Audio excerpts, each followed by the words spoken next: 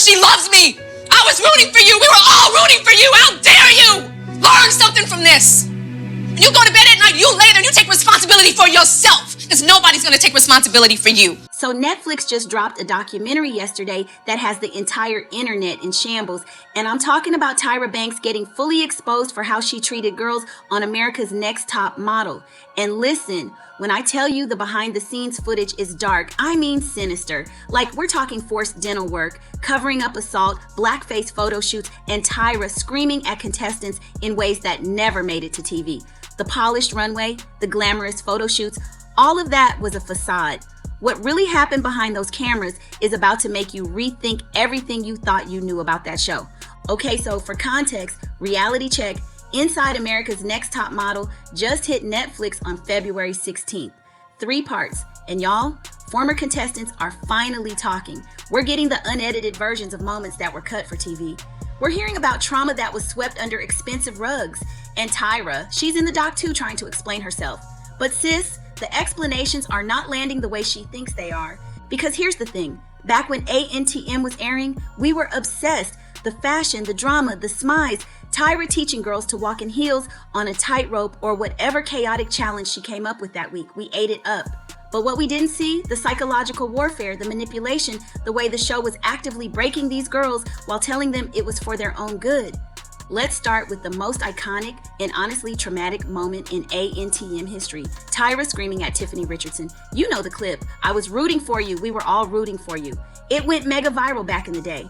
Memes everywhere. People quoted it for years. But here's what you didn't know. That screaming match we saw on TV, that was the edited version. Tiffany just revealed in the doc that it was 1,000 times worse in real life. She said Tyra got in her face and yelled, "You can go back to your house and sleep on your mattress on the floor with your baby," in front of the entire panel. All the other girls, the crew, everyone, they cut that part out because even the producers knew it crossed a line. And now, years later, Tyra's sitting in this documentary like, yeah, I went too far. It was very tough for me. Girl, tough for you? Tiffany was a teenager being humiliated on national television, and you're worried about how hard it was for you to yell at her? The lack of accountability is loud, but wait, it gets darker. Let's talk about Dani Evans. Cycle 6 winner, gorgeous girl, had a gap in her teeth that was literally part of her signature look, right? Well, Tyra didn't see it that way. Dani says in the doc that Tyra pressured her to close the gap or risk being eliminated from the competition. Dani's sitting there like, that's not your right to tell me what to do with my body. And she's absolutely correct. But the show framed it like Tyra was doing her a favor, like she was helping Dani become more marketable. That's not mentorship, that's coercion. You're taking a young girl who's already vulnerable, already wants to win so badly, and you're telling her she has to physically alter her body to have a chance, and then acting like you're the hero of the story? Nah, that's manipulation with a smile and a photo shoot backdrop. Now this next part, this is where it goes from toxic to criminal. Shandi Sullivan, a contestant from Cycle 2, just came forward and said what the show portrayed as a drunken hookup and cheating scandal was actually sexual assault. She says she was assaulted.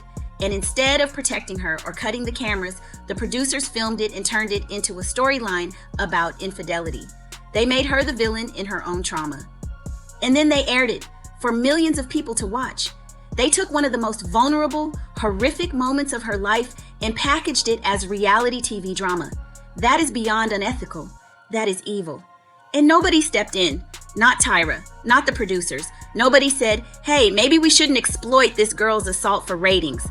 The show that told us it was about empowering women and giving girls opportunities was actually destroying them behind the scenes. And if you thought it couldn't get worse, let's talk about the blackface photo shoots. Yes, multiple cycles. White contestants were put in literal blackface and told to dress up as different races for high fashion editorial shoots. In the documentary, Tyra's defense is, I didn't think it was controversial at the time. Girl, it's been controversial since forever. You just didn't care because it made for shocking TV. And when black contestants raised concerns about how they were being treated or fetishized or put in stereotypical roles, they were labeled difficult or not ready for the industry. So let me get this straight. You'll put white girls in blackface for art. But when actual black women speak up about racism, suddenly they're the problem? Make it make sense. The doc also dives into how contestants developed eating disorders because of the constant critiques about their bodies. Judges would tell girls they were too heavy or not toned enough, or that their walk looked bloated. These were teenagers and women in their early 20s being told on camera in front of millions of viewers that their bodies weren't good enough. And here's the sinister part. The show knew what it was doing. They set up challenges designed to break you down mentally: sleep deprivation, extreme diets, constant competition for Tyra's approval. It wasn't just reality TV. It was a psychological experiment disguised as a modeling competition. Girls were developing anxiety, depression, body dysmorphia, and the show kept rolling. Because trauma makes for good television, right? The tears, the breakdowns, the girls crying in confessionals about how they weren't strong enough. That was the content. That was what kept people watching.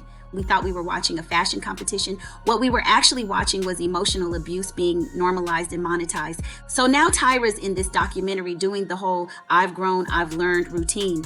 But here's the thing, her apologies feel performative. She's saying the right words, but you can tell she's more concerned about protecting her legacy than actually taking accountability. And apparently, first ANTM winner Adrianne Curry just came out today defending Tyra, saying Tyra will not bend the knee and isn't really sorry. And Adrianne respects that. She's basically saying, yeah, Tyra was problematic, but at least she's not pretending to be woke now. Which is wild to me, because that's not the flex y'all think it is. At least she's not fake apologizing. Okay, but she's also not real apologizing either. She's just sitting in her problematic behavior and expecting us to be like, well, it was a different time. Nah, plenty of people in that era knew not to put girls in blackface. Plenty of people knew not to force teenagers to get dental work. Plenty of people knew not to exploit assault survivors for ratings.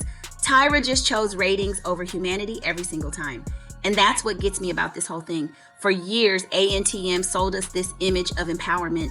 Tyra positioned herself as this fairy godmother figure who was giving regular girls a shot at superstardom. The show had this glossy, aspirational aesthetic, high fashion, exotic locations, celebrity photographers. We watched it religiously. We wanted to be on that show. We thought it was our ticket to the runway, to magazine covers, to that cover girl contract. It looked like a dream. But behind all that polish, it was a nightmare. The runway was built on trauma. The photo shoots were designed to humiliate. The tough love was just cruelty with better lighting. Tyra wasn't a mentor, she was a puppet master, and those girls were performing their own emotional destruction for our entertainment. That duality is what makes this so disturbing.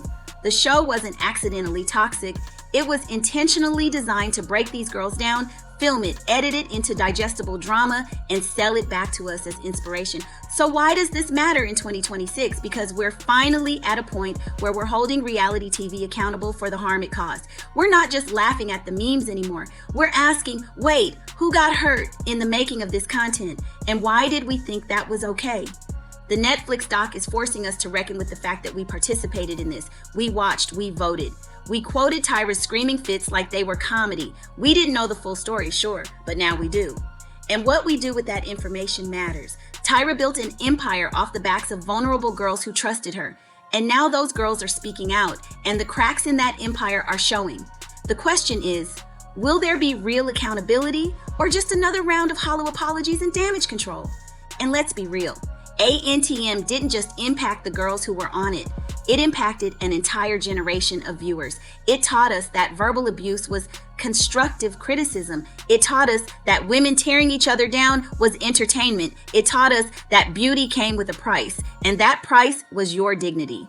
How many of us internalized those messages? How many of us started critiquing our own bodies more harshly because we watched judges do it on TV every week? How many of us thought that success meant enduring mistreatment because that's just how the industry is? ANTM normalized toxicity, dressed it up in couture, and called it empowerment. And we believed it because it was packaged so beautifully. So here's where we're at. Netflix dropped the receipts. Former contestants are telling their truth. Tyra's trying to rewrite the narrative, and the internet is divided. Some people are saying it was a different time, let it go. Others are saying, nah, this was always wrong, and she needs to be held accountable. Me? I think both things can be true. Yes, the show was a product of its time, but that doesn't mean we can't call it what it was. Exploitative, harmful, and deeply problematic. And Tyra, as the executive producer, the host, the face of the brand, bears responsibility for that. You don't get to build your empire on other people's pain and then act surprised when they finally speak up about it. The polished version of ANTM is dead. The documentary made sure of that. Now we're left staring at what was always underneath, a dark, manipulative machine that chewed up young women and spit them out with trauma they're still unpacking today. And honestly, it's about time we saw it for what it really was.